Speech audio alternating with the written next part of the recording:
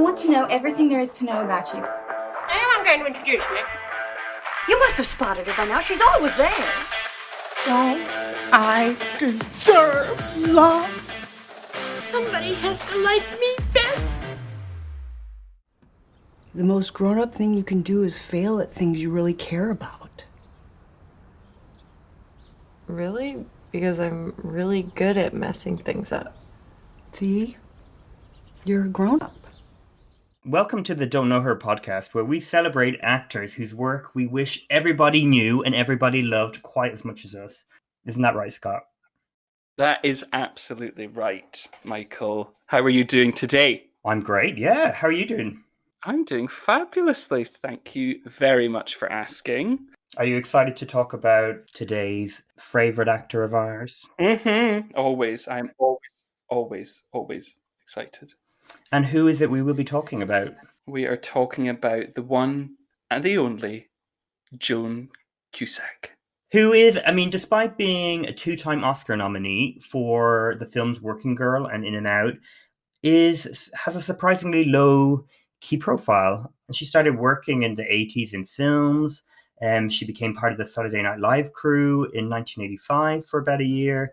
In the late 80s, went on and did theatre as well as her film career. Really, I guess in the last few years, people might know her from TV. She did the US version of Shameless, playing the mother. She's in the series of Unfortunate Events for Netflix. In the early noughties, she had a show where she was the lead character called What About Joan? So yeah, she's pretty prolific. She also, when she's not acting, she has a gift shop. And that's where you can find her when she's not on set. I find that magical, a gift shop. So she's stacking shelves, working the tills. What's she doing in this gift shop? I want to know. I can gather from the little information there is about her personal life that she is both creative director and stock taker? Stockpiler. She's sitting in the back room in the shop hoarding things. She does everything, it sounds like, with her husband and family. Sounds like a lovely little pilgrimage we will take one day in the future. Oh, I would love to go to Chicago town and enjoy Joan's little shop on the corner. Fabulous. But how about I tell you about what she's been doing on the big old screen over the years? Because, heck, there is plenty going on there. But, you know, I feel like there should have been more, even if there are plenty of titles here. But let's run through and maybe cover some of the greatest hits. Well, or that's for you to decide, I guess. Starting in 1980 with Cutting Loose and My Bodyguard. Not that I know what's going on in either of those films, but we don't really see her kind of rise to the kind of lofty heights of the late 80s. In 1987, Broadcast News. 1988, Married to the Mob, and also 1988, Working Girl, which is where she earned her first Oscar nomination. Woo!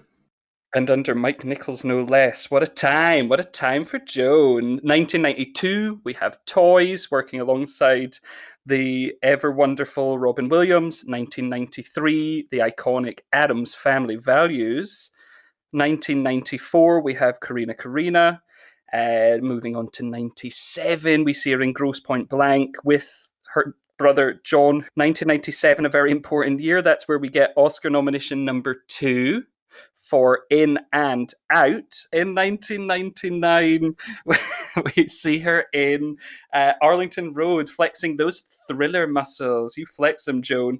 And also in 1999, taking a role in Cradle Will Rock, directed by her Arlington Road co-star, Tim Robbins. Continuing on in 1999, it was a big year for her. We have Runaway Bride and Toy Story 2. Now, there's the beginning of something special in her career. In 2000, we have High Fidelity, which sees her back with Broski again. In 2003, we've got The Fabulous School of Rock. 2004, Gary Marshall's Raising Helen. 2006, Nicole Holofcener's Friends with Money, with that dreamy cast of wonderful women. In 2009, Confessions of Shopaholic and My Sister's Keeper. In 2010, we see her return to her cowboy boots, playing Jessie again in Toy Story 3, before doing a little run of animated films. I think there was 4 that followed on the heels of that one consecutively. In 2014, we see her in Perks of Being a Wallflower. And let's now jump right on to 2016, pop star Never Stop, Never Stopping, even though she's barely there. Speaking of barely there, we've got Instant Family in 2018, and then returning once again to Jessie in Toy Story 4 in 2019, along with Claus and Let It Snow. And that's sort of us up to date in the film world with Joan Cusack. Thanks for that. Whistle-stop tour of Joan's career. We have watched many of those for this, and it's been quite fun. But the last few years, her parts have been little more than kind of glorified cameos, wouldn't you say? That's one thing we can say for certain, is it doesn't really end with satisfaction there. I mean, sure, anytime we get her returning to Jessie is a nice thing, but actually seeing her on screen, it's been a while. Let's just say that. It's been a while since there's been anything that has made us go, wow, yay, Joan, because it doesn't look like she's been given them opportunities. Yeah, well, let's focus on why we do love Joan. Why us two, when we made a list of however many people, is John Cusack one of the people we decided to spend an hour chatting about and celebrating? Yeah, no, of course, because it's Joan Cusack, right? And Joan Cusack is a one of a kind. I don't think there's anyone else like her at all. So where shall we start? Like, where did you fall in love with Joan? Well, I guess that's then going to be sort of a twofold answer on this one, because I imagine I first ran into her as Jessie in Toy Story 2, but I won't have known that was Joan Cusack, A, because it is a voice role in an animated film, and B, because I was rather young and seeing that in one of my early cinematic outings. But that voice in that sounds film... like a weak excuse to me. That is a weak excuse. Your youth. Ignorance is all I can put that down to. No, that is fair. But then beyond that, I think, I don't know, I really struggled to work out what it was. It's kind of, it's between things. It's that is probably where I recognized her for her voice for a start, which I think is iconic. Nobody sounds like her at all. But then it's probably also School of Rock in 2003, where I really, really noticed her in a sort of larger role. And probably Addams Family Values, which I do remember seeing when I was a kid. But I think for me, I probably came around to that later. I don't think I immediately would have thought about her in that film until I was older. But School of Rock and Toy Story 2, it conjures up a lot for me. What about you? Where was it for you? What was the moment, the Joan moment? For me, it definitely would have been Addams Family Values. I mean, I love the film now. I love the film when I saw it as a kid. And I think her part as this childminder, Debbie, who comes into the Addams family household to look after Morticia and Gomez's new baby, she's brilliant. She is this femme fatale, gold-digging woman who appears all nice, but quickly digs her claws into what she wants and is played very broadly, which makes sense with the tone of the movie overall. But Joan totally nails that character. I can show you all my references so you know I'm not a homicidal maniac. Of course you're not. You're too young. But Debbie is very... there's not many characters I can think like her. Like, we didn't have many female villains in kind of big budget movies anyway. But to have one so...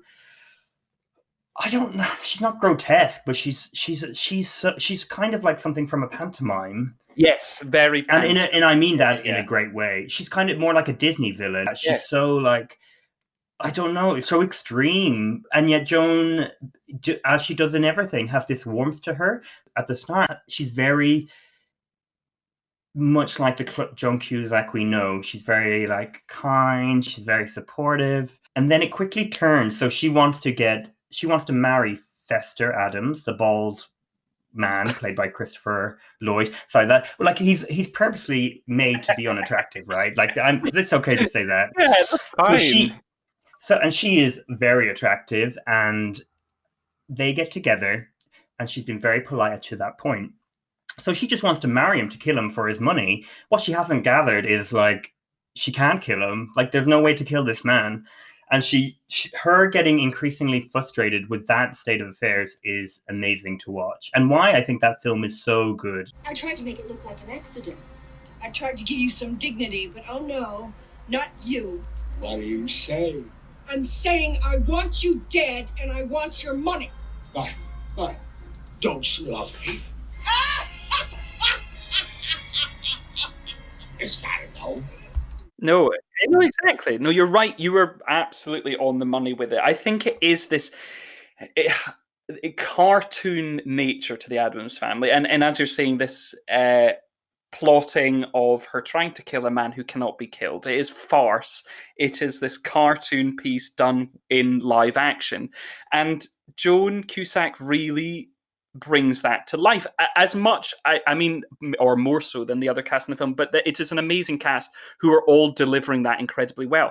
But it is the one time probably in her whole career where she is utilized for that, which she does so perfectly. Like, there is this goofiness to her, which she showed in things like Working Girl, but it's just brought to this next level, and the campery of these lines and what she gets to say and what she gets to do. It is this brilliant thing. I mean, this film is a brilliant thing. And I remember it from a kid, and I remember watching it since.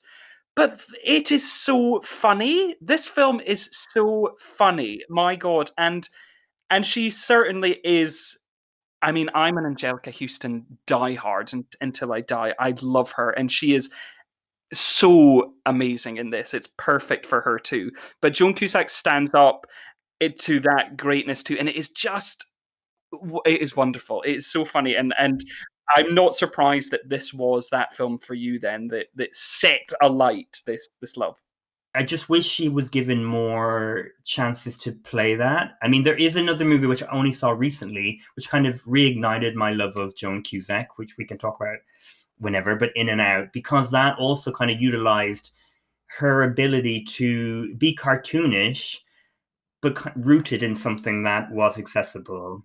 Okay, no, that makes sense. She is doing that in and Out, which, like we said earlier, it was her second Oscar nomination, and I think a fun nomination for sure. She is getting to again do this very exaggerated type, but she has a fun arc in that, because she kind of goes from being this prissy wife to be, with kind of not a lot of shade to her, to then being left by her husband to be, as he comes out as gay. And from that moment, she gets to have this great kind of spiraling out and these fun meltdown scenes. Are you really gay?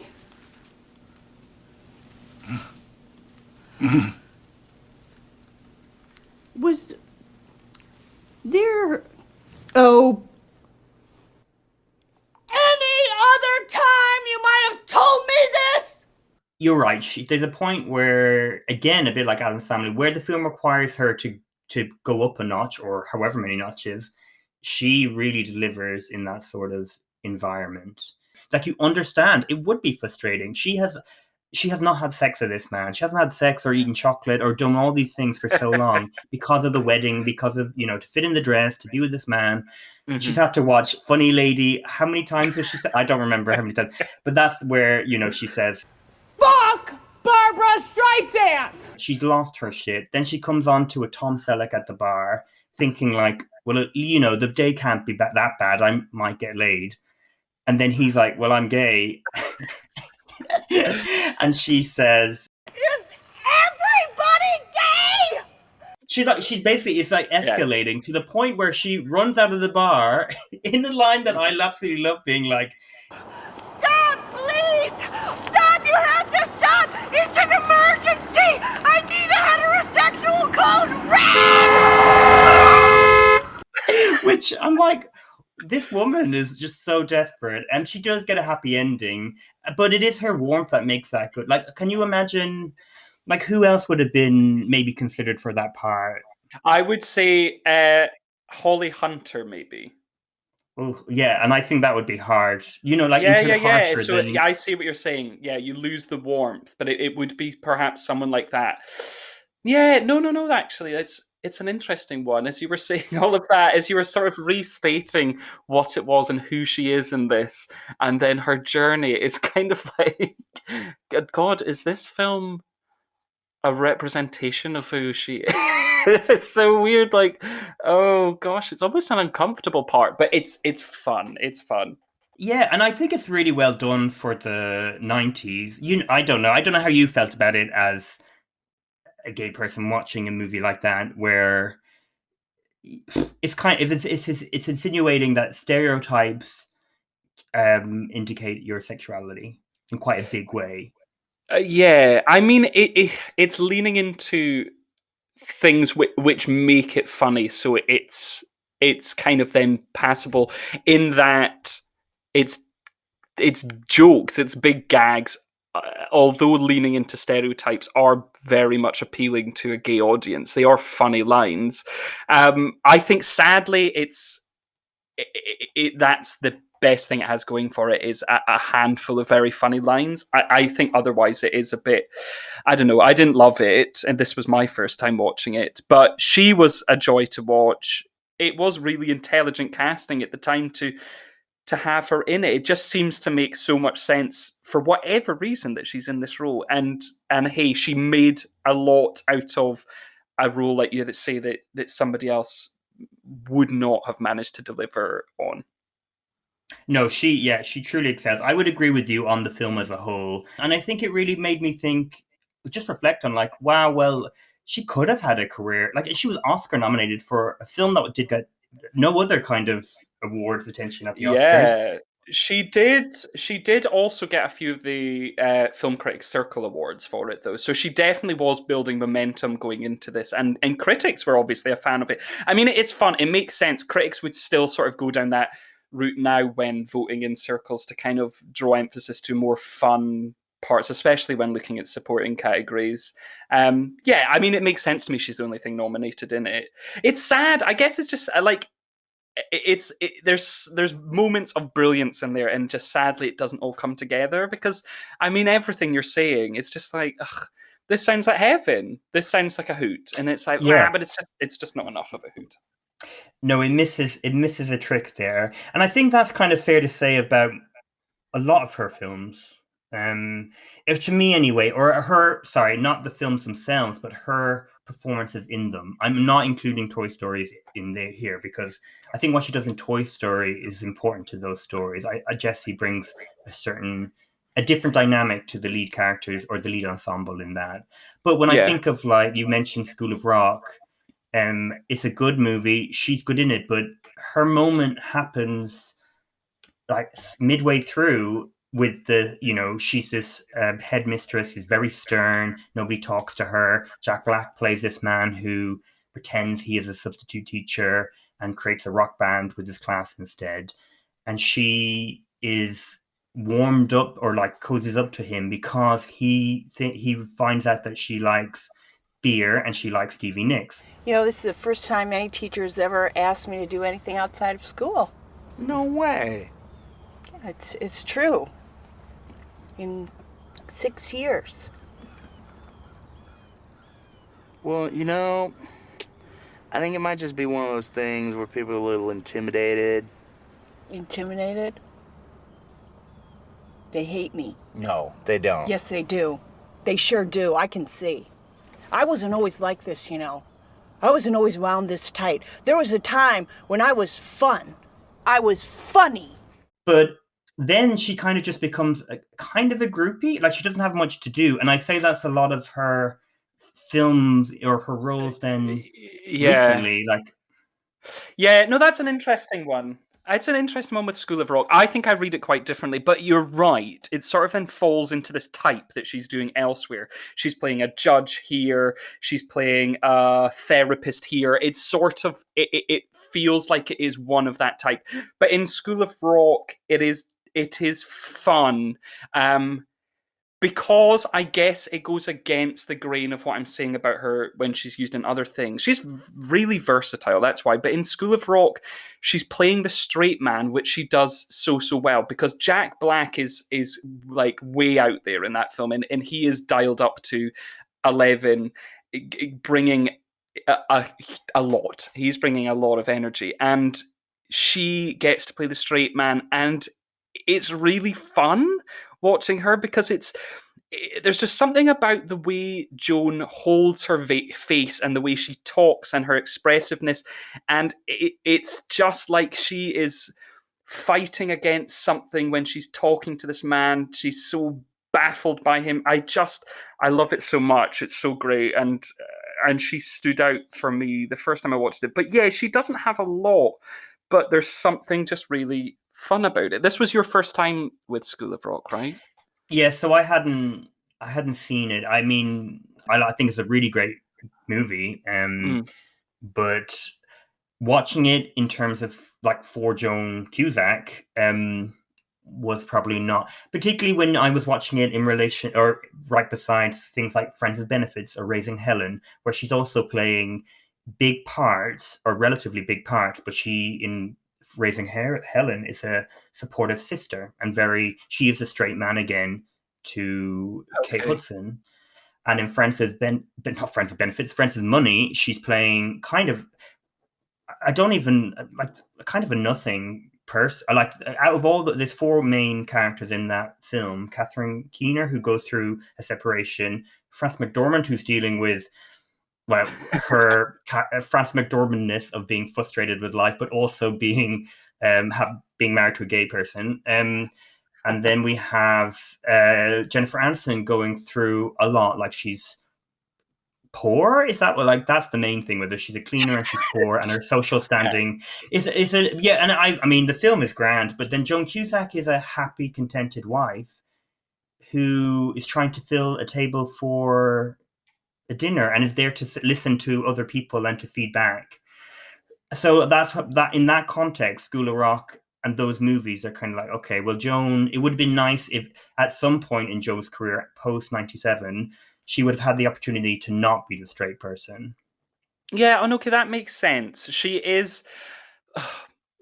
I guess I felt like she was doing something really different when I watched Friends with Money this time. You're completely right about what you're saying. Of the four, she is the least interesting part, but it is the most dialed down she has ever been. So she's playing the straight person in School of Rock, but it is still goofy and unhinged. There's that element of sort of like she's going to, something's going to flip in a minute. She's walking a sort of fine line between keeping calm and going absolutely bananas. But in Friends with Money, it is this really sort of grounded character. I mean, I say grounded, she's the one who's absolutely loaded in the film with far too much money. But it is grounded. It is the sort of the most normal, in air quotes, that I have seen her. So yeah, in that sense, I guess, maybe she has done that more than I think. Well, it's an interesting one. So as someone who loves her from, say, Addams Family Values, looking at her career, and even the ones I do know, like Working Girl, those performances, she usually plays or seems to be cast in the happy, normal, she is the sense of reason in the movie, or sense of authority is the wrong word, but this is the norm, and her character establishes it, and it helps to guide the main character through that journey a little bit. And that might be in terms of Working Girl actively being what you're doing is too much. You need to reflect on what is the point of life, and she does that very well. Or in Raising Helen, as the sister to oh my god, I keep trying to say Goldie Hawn. Her name is not Goldie Hawn. Kate Her name is Kate Hudson. But to me, she is like, I love watching Kate Hudson because it reminds me of Goldie Hawn. But Kate Hudson, who's looking after the kids of their Joan's and Kate's dead sister, and Joan is very much saying this is how to raise a kid. And it's more nuanced than you would imagine it to be in a kind of rom-com Gary Marshall sort of film. But I don't know. I want to see her let loose, which is where I'm getting at, because she's good in all these movies. Because Jessie, for instance, she's literally like wild in that movie. I think she like shouts in. She's there is a warmness again to her. So I like her. I like when she's brought in to give like the pep talk to people, from like Working Girl to Unicorn Store, where she is this mother to Brie Larson, and she's like, it's okay to mess up. And it's a look like that is probably the only bit of the movie I really remember, even though I like the film. I remember. Yeah. But it's like she spurs on those main characters to do stuff. But I don't know. And I find it strange that she is cast repeatedly in this sort of role of like a normal person compared to when as you've already mentioned, like her voice, or she seems to me like, not quirky, I hate the word quirky, but she seems like the type of person that would be cast in a larger than life role. Oh, and also, yeah. I think we'd remember her films more. Like, I didn't remember at all in Friends with Money, so that's why I rewatched it. Yes, no, I didn't remember her at all in it. I love that film. I mean, I love Nicole Holofcener, and I'm obsessed with Frances McDormand in it. And actually, Jennifer Aniston is wildly good in that film. But I would never have remembered Joan Cusack in it at all. Not that but it's just the part. But yeah, I guess you are right. Maybe it is sort of the moments that really do cling are the things that you're saying about her being sort of wild in Toy Story, even, because she's really using that iconic voice to a wonderful, wonderful degree. Like, that's great casting. It's you! It's you! It's you! It's you! It's you! It's really you! What's me? There's a snake in my boot. Ha! It is you! Please stop saying that. Prospector said someday you'd come. And obviously why she then went on to do a lot of animated films, because it's perfect. That's a perfect choice for that poor, I don't know, just naive character. She brings this wonderful naivety in the wildness of Jessie, and it's gorgeous, and it's seared into the imagination, I think, of our generation anyway, watching that as kids. It's bliss. And Toy Story 2 is also my favorite of them, even though I think you maybe disagree. So Toy Story 3 is my favorite for lots of reasons, but it's probably the time I saw it as well, of like moving and all this sort of thing. And she's a very interesting, particularly female character in Pixar at a time where we didn't have many female characters as well. Yeah, that's a good point. And then I guess also, whilst we're flagging up our sort of favorite Joan moments, you did touch on it, but I have to go back and circle back on Working Girl, where she is wonderful. I mean, that film is just wonderful, and that was so worth a rewatch. It is such a treat. It is kind of a perfect film, I think. It's doing a lot, and it's doing it in a clever way. It's not smacking you over the head with anything, but it's being very intentional and very purposeful in what it's doing, and I think that's the wonderful thing of Mike Nichols. I think that it's probably owes a lot to him that it is like that, but it's great, and she is wonderful in those small moments. The bit where she has to pretend to be Melanie Griffith's secretary. Mr. Jack Trainer to see you, Miss McGill. Thank you, Cynthia. Hold all calls, Miss McGill. Yes, Cynthia, thank you. Can I get you anything, Mr. Trainer? Coffee, tea, me? Isn't she right? That'll be all, Cynthia. It's great. She's fun, and she deserved that nomination. That was a fun nomination for it to get, along with the other nominations, many nominations that film got. Yeah, Working Girl is a good time. Again, that is a perfect movie. It lost the Oscar, Best Picture Oscar, to Rain Man. Now, I'll fight anybody that wants to tell me that Rain Man's a better movie than Working Girl. Fair. I won't fight you, darling. So yeah, no, I absolutely love it, and Joan is wonderful in it. It is so good, and it does fit really well. It fits really well into this run that she had in 1987 and 88. Broadcast News, James L. Brooks, another romantic comedy, I guess you would describe it as, but it's, again, really intelligent, brilliantly made, one of the best of its kind ever, ever, ever. And then Married to the Mob, Jonathan Demme, 1988, and then that's when we got Working Girl as well. So Mike Nichols, Jonathan Demme, James L. Brooks, really great directors at the top of their game, doing really good work. And although she's playing very much a supporting player in, well, certainly in Broadcast News and Married to the Mob, she's kind of not there nearly enough, perhaps. But these are great films and absolutely worth a watch. Yeah, and I think for, say a generation older than us, Joan Cusack might be seared into their memories simply because of those few years. Do you think Joan's at her weirdest then in Addams Family Values? Do you think that was her at that peak, goofy peak? No, I would say Toys is clearly like her most quirky behavior. She is playing, what would you call her? Like a robot sister to Robin Williams. Yeah.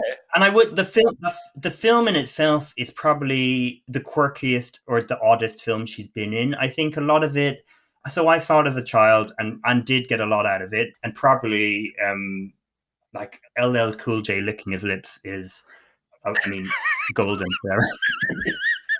All right. Okay. Good. I like that for you. When he appeared, I was like, okay, I remembered the movie more than I thought. But the Google it if you don't know what I'm talking about. Just Google it. I'm sure someone has done it. Oh yeah, you apparently. I'm pretty sure you've set this up. It's a YouTube channel with all sorts. Okay, great. But as an adult, the film is it's just strange. It's strange. It doesn't really work. The tone is all over the place. Like Michael Gambon comes in to take over a toy factory and decides instead of like fun, playful toys, they're going to make military warfare games, but also like actual weapons is what they're making, isn't it? Like they're actually destroying the world. More toys, yet. So Joan is playing this animatronic sister. She doesn't have as much to do as my memory serves, but she eats plain sandwiches. She does these doll dresses. She wears like paper dresses. She's really fun in it. Yeah, she's having a good time. I mean, Toys is wild. I'd never seen it before, and I was delighted to have seen it. I mean, it's gone down in history as being considered of a kind of disaster because Barry Levinson, the director, I think did he write it too? Yes, he also wrote it, and it was a project that he was nursing for an incredibly long time, I think a decade. So what ended up coming out at the end of it was probably a very different thing from where he started, and is a mishmash of a lot of different ideas and very different tones. But I mean, when it works, it is a one of a kind. There are moments there which are genius, like the scene with Joan and Robin, where they're breaking into these secret rooms that Michael Gambon's character is creating, and to cover themselves up and to conceal themselves from the CCTV cameras, they set up this music video, and then there's this sequence which is like a Talking Heads music video, and it's I thought like really stunning. I was so well done.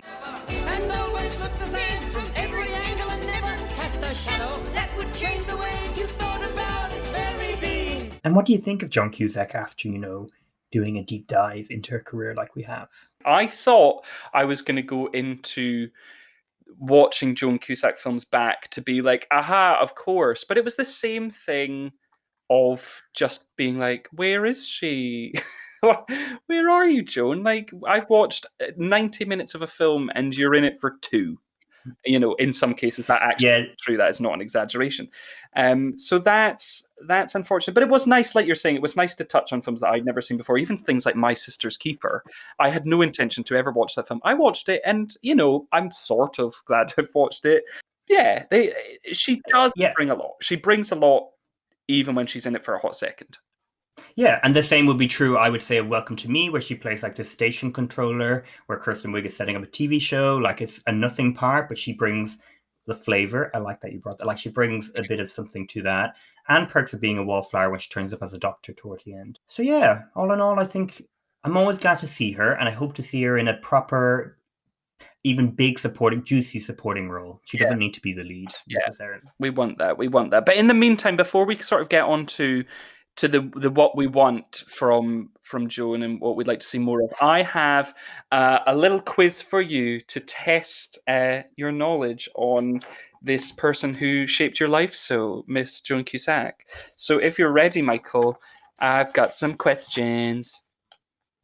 And what is the prize? I will drop a tit.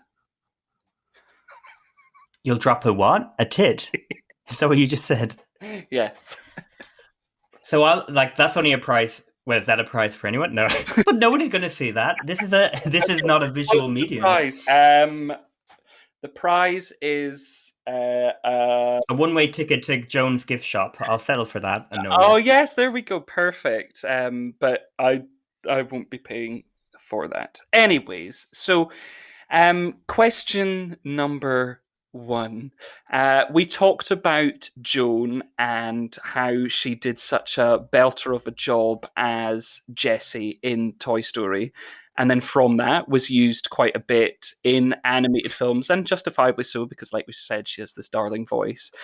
Do you know how many feature animated films Joan has voiced characters in?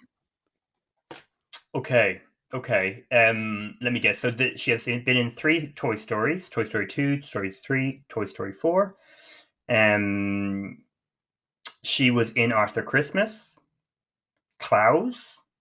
Oh, and then it's Chicken Little is an animated film, right? So 6. And then I'm gonna she must be in something else. I'm gonna say 7. So really close, actually. She is in 8. So you got 6 of those right. She is also in Mars Needs Moms and Hoodwinked 2, Hood versus Evil. My 2 favorite films. This is the problem, isn't it? Shit. Too much Joan in my life. So sorry that you missed those. I didn't do all my homework. Oh, well, next time do better. On a sort of similar note, another sort of trend in her career is working with her brother John. She has worked with him in 10 films over their careers thus far. Are you able to name 5 films that she's starred in with John Cusack? Yes, so High Fidelity, Grosse Pointe Blank. Yeah. I dread to say 16 Candles because 16 Candles, yeah. Rewatching that for this is quite an experience of what sexual assault might have meant then and what thankfully we understand about it now. So that's 3. Do you know what? I was going to make up shit and just pretend she was in Being John Malkovich as something, but I know she wasn't. That would be amazing. I'd love her to be in that. Oh my God, that's only 3. And the thing is, I've probably watched clips of them for this, and I'm gonna kick myself. Well, it depends actually, because she might have been very small parts in these, and to be honest, most of these I would consider to be background films of hers. Do you give up there? I don't. I give up. Yeah, okie doke. So I would say the 2 other most iconic, which she's not necessarily in a huge amount, is Broadcast News. I couldn't even really fully remember John in that, to be honest. I read that, yeah. No, I knew. She is in Say Anything. Now, I haven't seen Say Anything in a long time, and she is uncredited in it, so I'd imagine, therefore, barely in it. We could also have Class, Grandview USA, Cradle Will Rock, War Inc., and what I think I've written here is Martian Child. I'm not sure if that's it. Oh God, that's so embarrassing. But 3 out of 5 ain't bad. I would say you done all right there, pal. So let's go on to the next question. I have a Joan Cusack quote for you, and I just want you to fill in the blank for me. So Let me put on my best Joan. No, I'm just kidding. I'm not going to do that. Here we go. All I ever wanted was a ballerina Barbie in her pretty pink tutu. My birthday, I was 10. And you know what they got me? A Malibu Barbie. Malibu Barbie. And what does Morticia... They have such great lines in response, like the horror, the shame. Her with the... I should have talked about this earlier, but her with the slide presentation of why she's fucked up at the end of Addams Family Values is a hoot. Yeah. So, like, they buy her the wrong Barbie, like, causes all this chaos. She burns the house down. But then at the very end, when she's clearly demented, she's like, So I killed. So I maimed. So I destroyed one innocent life after another. Aren't I a human being? Don't I yearn and ache and shop? Don't I deserve love and jewelry? and everyone's just like, Morticia's crying. Everyone's just like so into her story. It's so good. As she's about to electrocute them. Yeah, wonderful. It's a great quote. Wonderful thing. Another one. Which disco classic links the Addams Family Values and In and Out? Well, that would be the one and only Macho Man, right? Yes, Macho Man by the Village People. Ding, ding, ding, ding, ding. I feel like, she's just inviting gay adoration with that sort of behavior. Yeah, I mean, especially in Addams Family Values, her sort of crooning it with this gaggle in this bar. It's really something. Look, Debbie in a gay bar. We need a spin-off. And that's the title too. Great. Simple to the Joan point. in a gay bar. All right, Michael. I think you did pretty great there. You know you're Joan. Go you. Yeah, I'm gonna go to her store and give her a Malibu Barbie. A surprise to everybody. I bet she gets Malibu Barbies all the time because of Addams Family. Yeah, I hope so. That's maybe what she's stockpiling in the back. Maybe. Do you know what? It's funny. I bet she loves little trinkets just from from her character she plays. They always seem to have a tick about, designing or doing something. I don't know. I'm all for it. It makes sense she has a gift shop. Yeah, I'd be curious to see what she is selling actually. So, we've established that we want more for Joan's career. Like, what are you thinking? Like, what would you like her to do in a dream scenario? Well, interesting. You sort of almost touched upon one earlier, which I think would be amazing, in that John Cusack worked with Charlie Kaufman in Being John Malkovich, and I think, why the hell has Joan Cusack not been in a Charlie Kaufman film? Like, that is perfect. That is almost like so perfect. I really don't understand why that's not happened.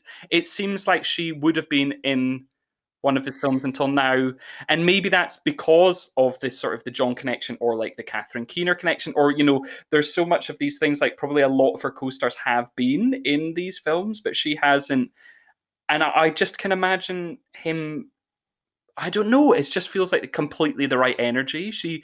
That would use the unique Joan Cusackness perfectly. So I'm going to say a bit of a Charlie Kaufman number. Your next one, Charlie. Joan is ready.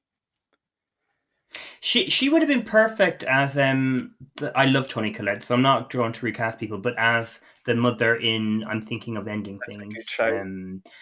That's kind of the sort of, you're right. I hadn't clocked. I didn't think about Charlie Kaufman for Joan, but she would be a good fit. Like, I think Joan's scenes from she rarely does interviews, but when she has, it seems she's quite happy with her a lot. Like, there's a reason she's not working. But I do also it seems to be like she's not getting good enough roles to entice her out of Chicago, where she's supposed to be based. Fair enough, I guess. That's like, on that thought process, I'm cheating because I have a few directors, but I'd love her to work with, so I'm thinking of her as this supporting player in these ensembles. So someone like Yorgos Lanthimos or Ooh. Pedro Almodovar or Coen Brothers, like those sorts of people. Oh, yes. But interestingly, you say the Coens, because that also feels curious that she hasn't been there. For some reason, that makes sense. That feels like they're a good fit for each other, and that should have happened. And I find it weird that it hasn't happened. Yeah, I think like something like Addams Family Values, or something that, or even In and Out, where you're given this like straight-laced person, and then you switch everything up, like you turn it all upside down. That is the sort of role, and I guess those directors, I think, are very good at creating those sorts of worlds. Yeah. Has she really worked with any kind of auteurs? It doesn't seem to be the case. Well, Mike Nichols. Yeah. I would say, certainly. Jonathan Demme as well, but I guess it depends on your definition of the word. But certainly, I think those two, you could say. I mean, James L. Brooks as well. Like, he's certainly of a specific style in his work. But I would say, besides that, not necessarily. No. And in terms of like her things, I would love to see her in. I would love John Waters to make some sort of drama comedy, whatever he wanted to make with Joan. Like, Serial Mom would be like a reference I would use of, Kathleen Turner. It is Kathleen Turner, isn't it, in that movie? Yeah, as Kathleen Turner, as this woman who everything is, perfect on the surface, but she is fucking nuts. So I think that would be good. Do you know what? John Waters bringing back Debbie would be amazing. If Debbie never died. Sorry, spoiler. Debbie's still going. Debbie's still in the gay bar. Yeah, she's still there. But it would, and as she's in the Disney fold, you would imagine maybe something could happen with like a big Marvel part for her. Like, I know they're not going to give it to, because we should say, like, Joan Cusack is of an age where Hollywood doesn't tend to create opportunities for particularly women, any age over 50 really, unless they look like they're much younger. And Joan has never really played the Hollywood game, so I don't know how the Toy Story thing came about, or if because of Toy Story they would even consider her for anything else. Maybe they're quite happy for her just to do her voice. But you can see actually amongst the cast, certainly of the Toy Story films, if you look at the rest of the voice players in that, you will then see some sort of women who are maybe similarly placed in Hollywood having recurring roles, like Bonnie Hunt, for example. She's a voice of a small doll character in a couple of them. And weirdly, actually, Bonnie Hunt and Joan Cusack were once in a comedy troupe together, interestingly. So maybe there's a connection there. Really? I just thought of that name off the top of my head, but they were in a comedy troupe together at sort of the beginning of their acting careers. So yeah, I guess she does make sense in there, but I mean, the voice is just so iconic. I imagine there's a list of like who has got iconic voices, and Joan Cusack must be like, I mean, that is what you hear it and you go, Joan, no question. I mean, it's as iconic as Tom Hanks. Obviously, he is had a lot more to do in his career, but voice-wise, there's no one else who sound like them. So it makes sense that she would do that. But speaking of voice, and because she did have moments of almost singing, I would love to see her in a musical, but like a campy musical, like a Prom. Well, she's a fan of Barbra Streisand. Hello Dolly already does exist as a movie, but Hello Dolly, of this like woman who like returns to the to the city and returns to life and like all this sort of stuff. I think Joan would be a perfect casting for that. Yeah. And also just on the genre train, did you watch Arlington Road? I did not watch Arlington Road. Okay, so I mean, I really enjoyed Arlington Road, but I'm a sucker for kind of 90s thrillers as it is. But she gets to play like creepy neighbor vibes, and she does it so well that I would love to see her get another villainous role. Definitely in a thriller. I think she just works really well in that role, or something more kind of actiony, like I'm getting images of her as like a cop or something and running really fast after somebody speeding away. I'm getting those vibes from her too, so I would be really up for a bit of that as an alternative. There's just so much she could do. Like, another thing I was thinking of is so it was Paul Rudnick who wrote Addams Family Values and wrote In and Out, who is a gay man. Whoa! Oh, surprise, surprise! I didn't know that it was the same writer. Yeah, so Oh. he why does he not creating, like, you know, we had was a stage mother, a stage mom with Jackie Weaver. So I was gonna say our girl. I don't know. I love Jackie Weaver, but she, you know, and that was a film about a woman who inherits a gay bar or drag bar and has to figure out what she's going to do with it. Joan Cusack in that sort of part would be amazing. Yeah, okay. Love it. Good. I think good options all round. What about your in the process of going back and looking at these then? What Firstly, I guess we'll start with the negative. What were your kind of lowlights? Was there anything here you were just like really? You've touched on some, I think, but what was kind of the glaring, like, oh, that was not worth my time?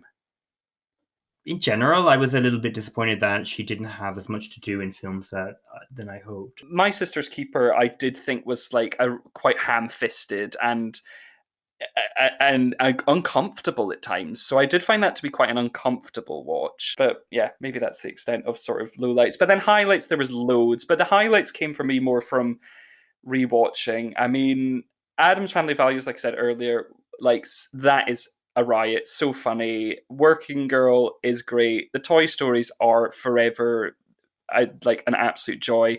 School of Rock, I think is absolutely brilliant. And even though you maybe were slightly put off by him, Jack Black is electric in that film, and it is so much fun. I think it's an absolute ride. Yeah. Yeah, sitting down to watch him in it, he's amazing. I mean, I think the kids are amazing too. Yeah. I thought it was a very sweet film, really.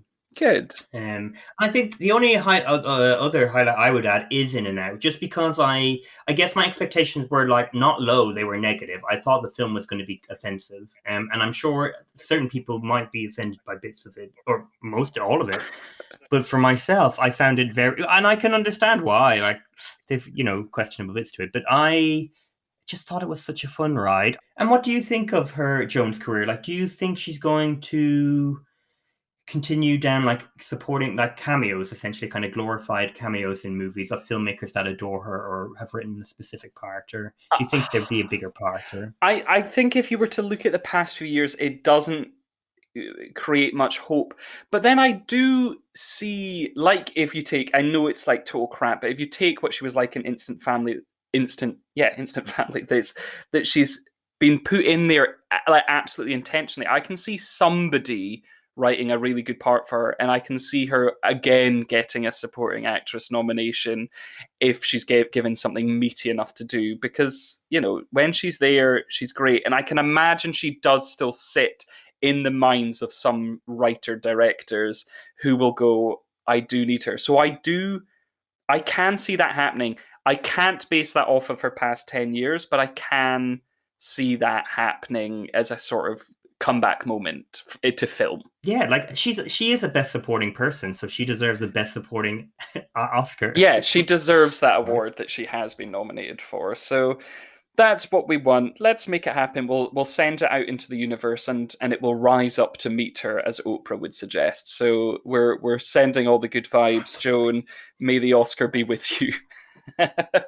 So where can people get in touch with us, Scott, if they have suggestions of people that they think should be more celebrated, or they want to tear us apart for our maybe ill-informed opinions on Joan Cusack? Well, all of the above would be fine, and if you have any of that, you can whip it over to don'tknowherpod@gmail.com. But yeah, until next time, thank you all. Thank you, Scott. Thank you. Have a good one.